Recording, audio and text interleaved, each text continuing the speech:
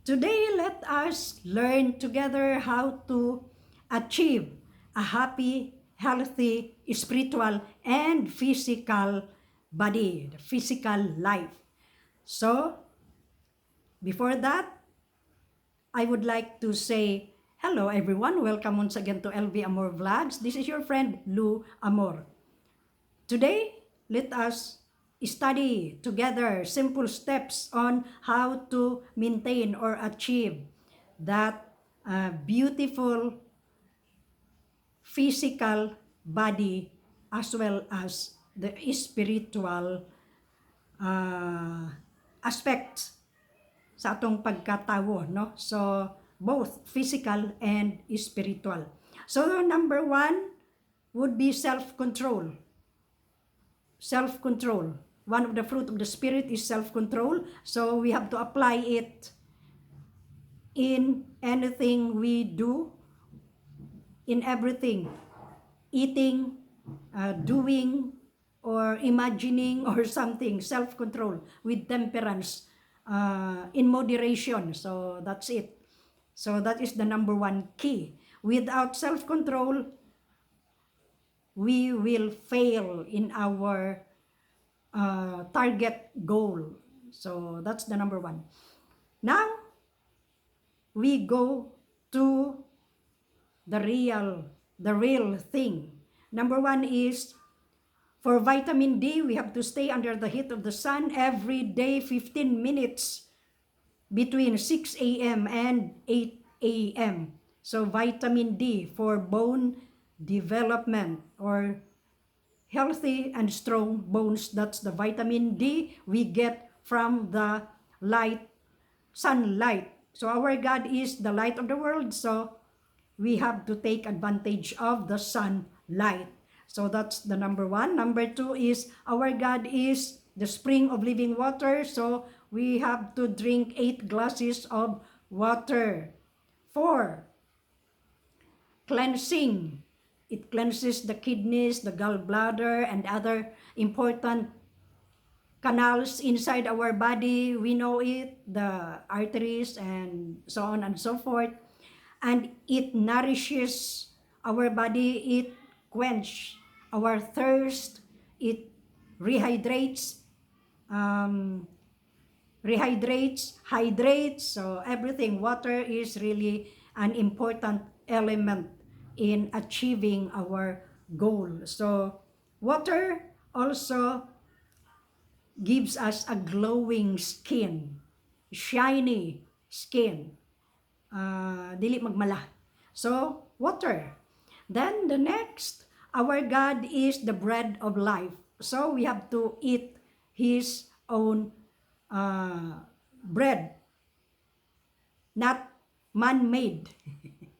What I would like to say is the greens, the vegetation, the yellows, the fruits, the leafy, and many other things. So our world is so rich in vegetables, fruits, the fish, the lean meat. So we have to eat everything in moderation. The bread, which is the carbohydrates, the leafy greens, the yellows, the citrus fruits, A to Z, everything we have to eat in moderation. So a little, pick a bit of everything. So it will just do, no? If we are used to eat the whole lechon, just half of it. Just kidding, meaning self-control must be applied. Aron dili maglain atong tiyang, no? And so the bread of life came from our Heavenly Father. So that's it. And then 8 hours sleep. Sleep is really beneficial in our body. Aside from a beautiful skin, it rejuvenates us, our body. If we suffer from body pains, sleep is a very good cure for that body pains. And Do not worry what will happen to us during our sleep, because our God never sleeps nor slumber, and He watches us every day, no? So sleep. And we are the salt of the earth, so we have to go to the sea. The vitamin C is also vital for our physical health. Let's go swimming with the fish, with the shrimp, with the crabs.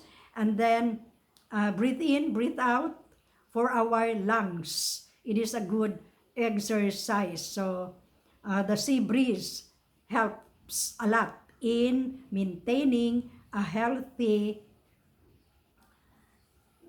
body also. If we suffer from cough, sea breeze is a very good medicine in getting rid of phlegm or kanang mga itchy throat. Sea breeze is maayo gid kaayo ana, no? So we have to use the salt also. Salt is also a powerful electrolyte, that is the sodium. Di po nato na siya i-ignore, di lang po ta palabi. Because our pinirito, our tinola, our inunon, dili po na siya lami without the salt. So salt is important also sa atong health. And then what else? In order to get rid of the unwanted fats, unwanted calories, unwanted extra poundage in our body, so we have to move. We have to walk 30 minutes in the morning, 30 minutes in the afternoon. While walking, we have to talk to God, unleashing every negative radicals in our spiritual life. The hatred, the anger, the bitterness, the resentment, the guilt, the shame, the worries, the doubt, the fear.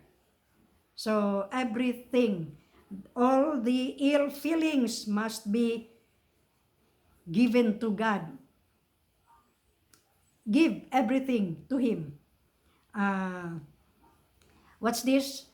We have to tell Him everything so He can cleanse us from all these negative feelings, mga unwanted radicals from our hearts, minds, conscience, tongue.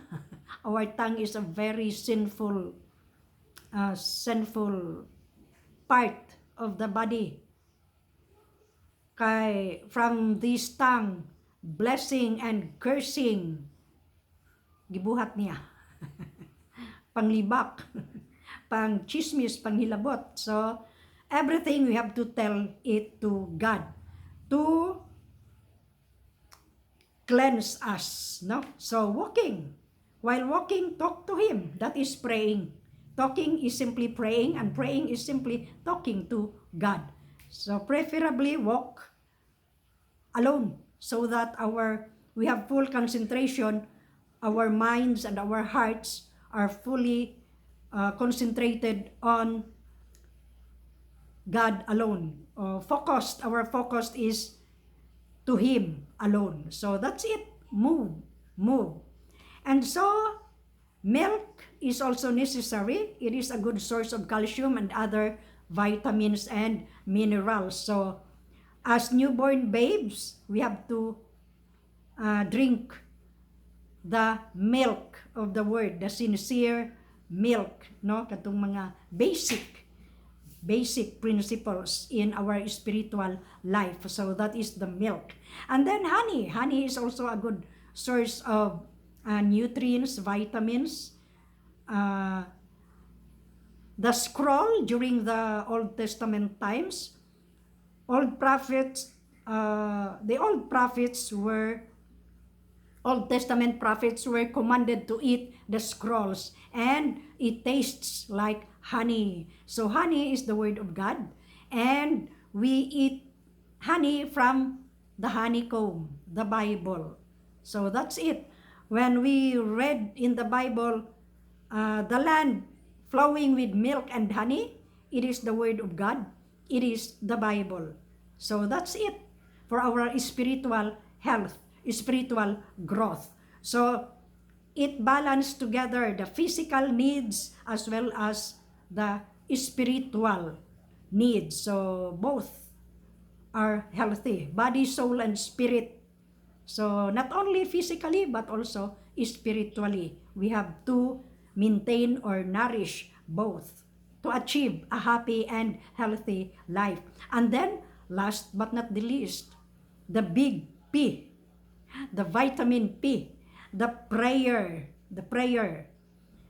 Early in the morning, we have to pray. We have to pray to God what to eat and what not to eat, what to drink and what not to drink, what to do and what not to do, what to think and what not to think, because our imagination is full of filthy things, filthy imagination. So we have to pray. No? Aron maiban-ibanan pud gamay ning atong mga stresses. So, vitamin P, the prayer, that is the biggest and most important vitamins, the most important element. So we have to include that in maintaining spiritual and physical healthy life. So that's it. We have learned together simple steps. Simple, but it needs discipline to really adapt on those steps every day. They are done on a daily basis. Dili na to i-escape. Kay mo escape ganita, musamot ka dakwa tong kuan, body. So we have to do all the steps every day. So I guess, maura to. Have a good and godly day, everyone. But before I forget, please subscribe. Go to LV Amor Vlogs YouTube app, search LV Amor, and then click the word subscribe if you like the content. So that's it. Have a good and godly day, everyone. Again, umanam day ko. So, please remember, God loves you and me. So, until here, bye-bye.